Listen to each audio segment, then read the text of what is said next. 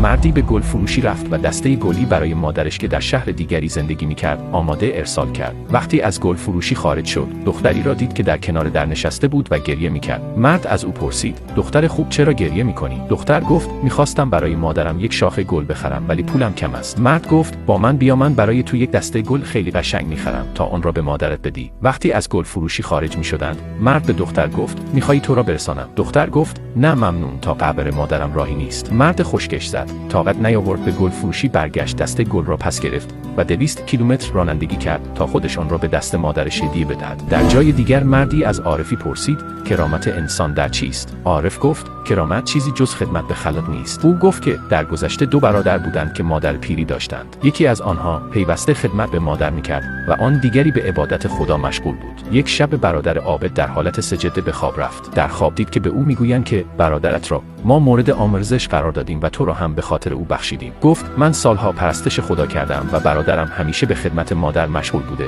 درست نیست که او را بر من ترجیح دهید و از لطف او مرا مورد آمرزش قرار بدید. در جواب گفتند: آنچه تو کرده ای خداوند از آن بی نیاز است و آنچه برادرت میکند مادر به آن محتاج است. هر جا کارت گیر کرد بدون که خدا رشو میخواد و رشوی خدا دعای مادر است. برای سلامتی مادرت بنویس: خدایا سپاس.